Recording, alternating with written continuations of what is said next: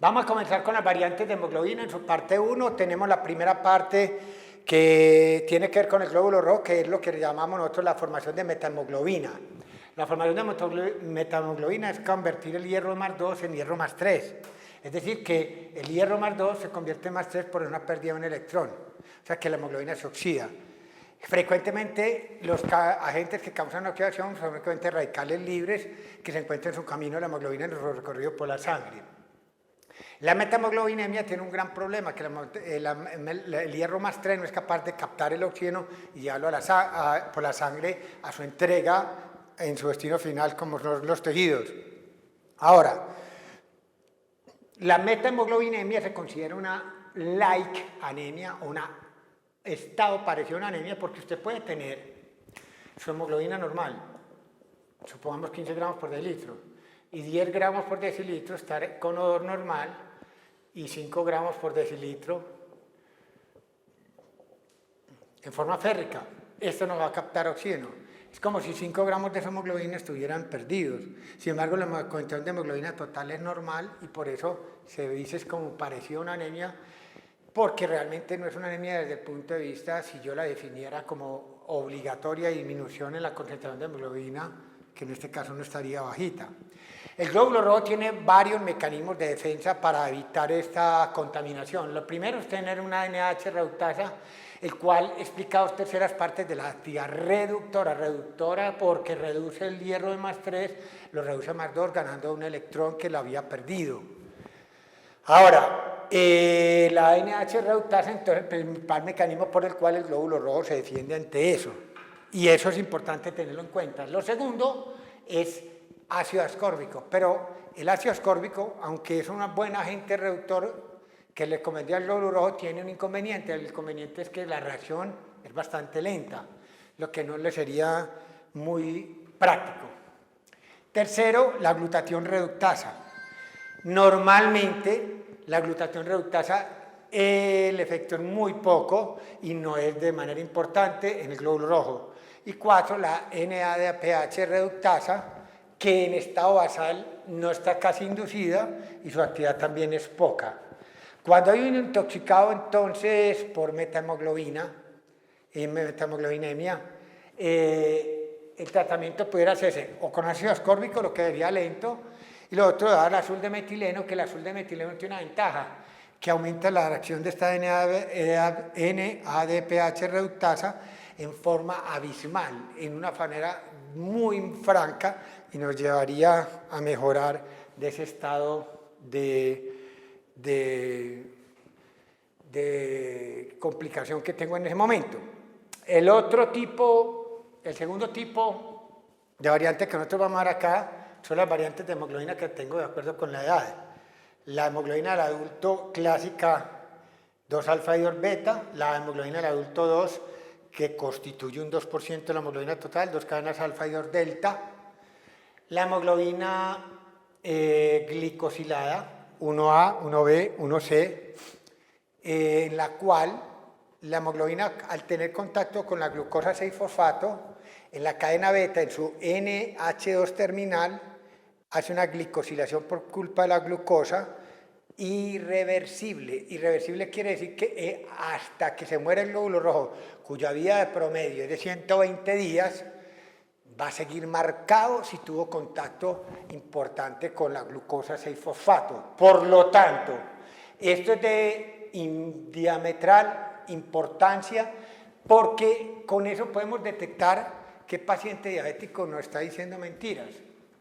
Simplemente no pedirle cada vez que vaya a venir a consulta un control de una glicemia en ayunas, la cual puede ser muy mentirosa, porque yo puedo tener 4 meses comiendo azúcar como indisciplinariamente y 2 días antes pegarme a hacer un esfuercito para que el médico no me detecte que estaba un poco necio, ¿no es cierto? Entonces yo llevo una vida bien desorganizada y los otros 2 días me cuido bastante de los alimentos que tengan glucosa, hago una glicemia en ayunas, se la muestro al médico y quedo como muy bien con él porque no va a presentar ningún problema.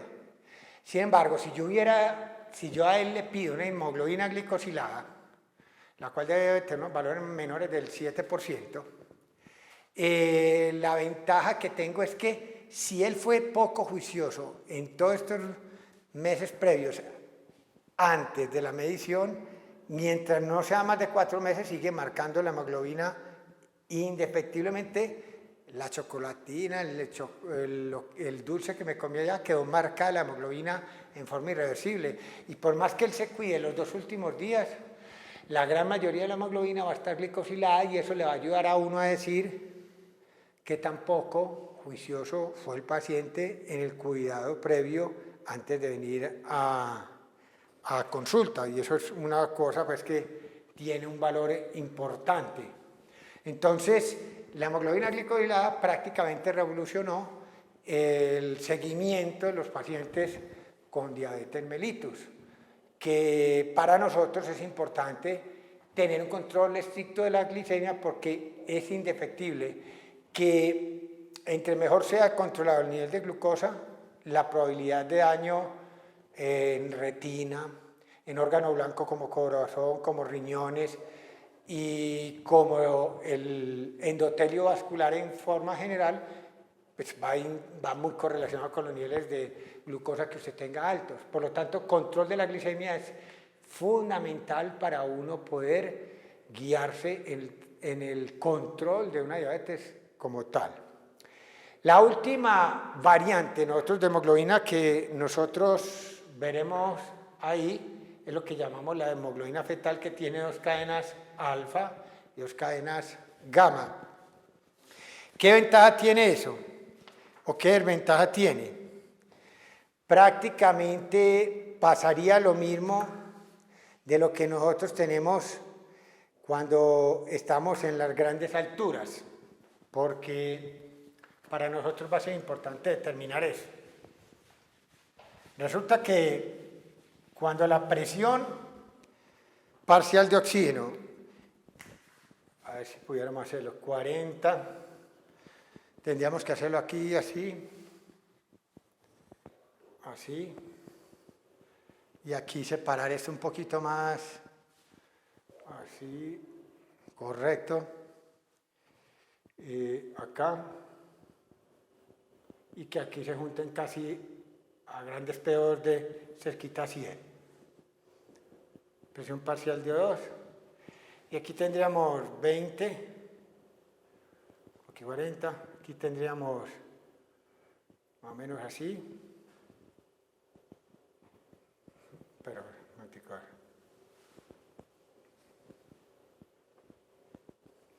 Miremos, cuando aquí tenemos presiones de 40, aquí 20, cuando la presión parcial de oxígeno es muy baja, miremos acá qué es lo que ocurre. La desviación de la curva hacia la izquierda es tirada acá, mire la captación con respecto a la de la derecha, pero mire la entrega de acá que hay. Es una buena entrega comparada con esta entrega. Esta entrega, que es la diferencia entre la arterial y la venosa, es mucho mayor para la curva de la izquierda. O sea que cuando tenemos niveles de 40 o menos, a nosotros nos conviene tener la curva de disociación de la hemoglobina por oxígeno tirada hacia la izquierda. Lo que va a ocurrir es, eso ocurre también en las grandes alturas. En las grandes alturas frecuentemente yo voy a tener una presión en mi alvéolo que va a ser de 40, que sería la presión que yo en una persona normal a nivel del mar tendría como la presión normalmente presentando a la entrada de los tejidos, a nivel de los capilares.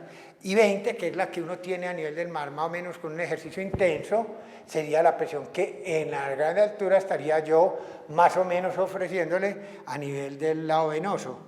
O sea que en las grandes alturas es mejor desviar la curva de disociación del oxígeno hacia la izquierda que tenerla desviada hacia la derecha. Y en la altura se da esa gran pelea, porque en las grandes alturas nosotros vamos a tener un estado de alcalosis por hiperventilación que me baja el CO2. Esta alcalosis respiratoria me turba la curva de la izquierda, pero a nivel de las grandes alturas también tengo niveles de 2,3 de PGE elevados, lo que me dispararía la curva hacia la derecha, es decir, me alteraría mi P50. Entonces la pregunta radica, ¿qué es lo verdaderamente importante allá? ¿Cuál es el que prima? ¿La desviación hacia la izquierda por el estado alcalótico o el efecto del 2,3 de PG, que tuvo mucho boom?